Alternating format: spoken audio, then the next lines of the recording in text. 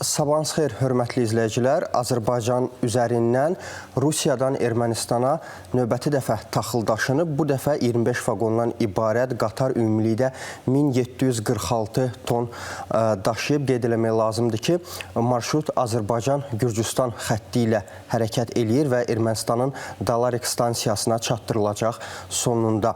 Qeyd eləmək lazımdır ki, bu artıq bir neçənci tranzitdir ki, həyata keçirilir, sırf taxıldan gedir söhbət və ümumilikdə bu vaxta qədər Azərbaycan ərazisindən istifadə etməklə Ermənistana təxminən 285 vaqon, təxminən 20.000 tona yaxın taxıl daşınıb və bu proses ümumilikdə göstərir ki, Azərbaycan və Ermənistan arasında ümumiyyətlə kommunikasiyalar regionda faktiki olaraq mərhələli şəkildə işə düşüb. Bəli, Cənubi Qafqazda artıq sülh öz nəticəsini göstərir. Rusiya-Ukrayna müharibəsində isə hələ ki yekun qərar, yekun razılaşma əldə olunmur. Bu istiqamətdə bilirsiniz ki, danışıqlar gedir. Fevralın 1-də danışıqların növbəti raundu keçirilməli idi. Birləşmiş Ştatlar, Rusiya və Ukrayna arasında, amma danışıqlar təxirə düşdü. Ukrayna prezidenti Vladimir Zelenskinin açıqlamasına görə danışıqların növbəti raundu fevralın 4-də və 5-də keçiriləcək Əbu-Dabidə və Zelenski qeyd eləyir ki, Kiyev əsaslı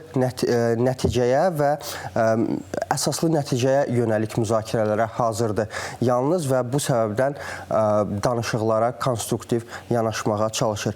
Eyni zamanda Ukraynada son günlər prezident seçkiləri ilə bağlı məsələlər gündəmdədir. Ukrayna prezidenti Vladimir Zelenskinin prezident seçkilərində iştirak edib etməyəcəyi ilə bağlı mövzu gündəmdədir.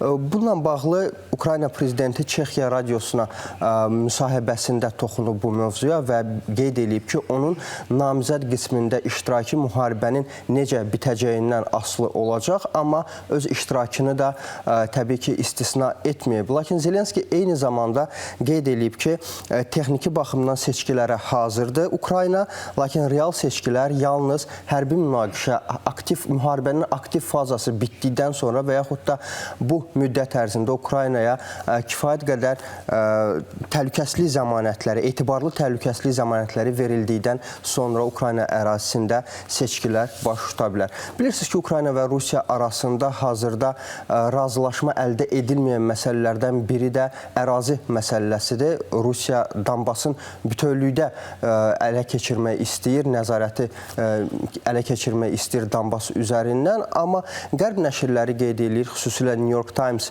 nəşri yazır ki, sülh müqaviləsi çərçivəsində Donbasla bağlı hər hansı güzəşt belə Rusiyanı dayandırmayacaq və Rusiya bundan sonraki prosesdə də daha çox torpaq əldə etmək istəyəcək və analitiklərin fikrincə Slavyansk və Kramatorskun itirilməsi Ukraynanın şərqdəki ən güclü müdafiə xəttindən məhrum edə bilər və qeyd olunur ki, bu müdafiə xətləri 2014-cü etibarən möhkəmləndirilmiş müdafiə zonalarıdır və bu səbəbdən də Ukrayna hazırda bu əraziləri Rusiyaya təhvil vermək istəmir.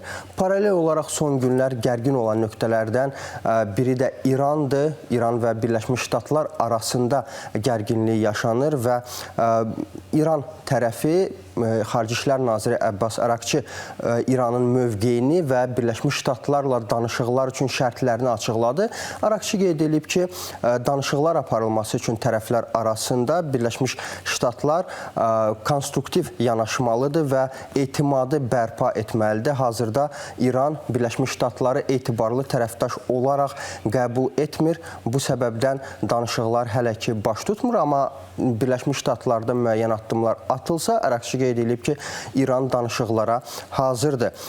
İranın ali dini lideri Əli Xamneyi isə qeyd edib ki, əgər müharibə baş versə, bu təkcə İranla yekunlaşmayacaq və bütün regionu bir növ gərginlik bürüyəcək. Eyni zamanda qeyd eləmək lazımdır ki, Amerika Birləşmiş Ştatları prezidenti Donald Trump da danışıqları istisna etməyib və bildirib ki, o hələ də danışıqlara hazırdır. Bunun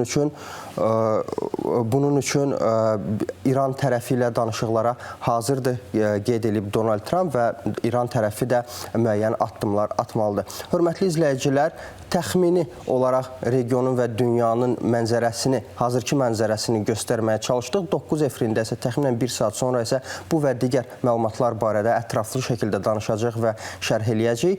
Bizi izləməyə davam eləyin. İndi isə qısa araya keçid eləyirik.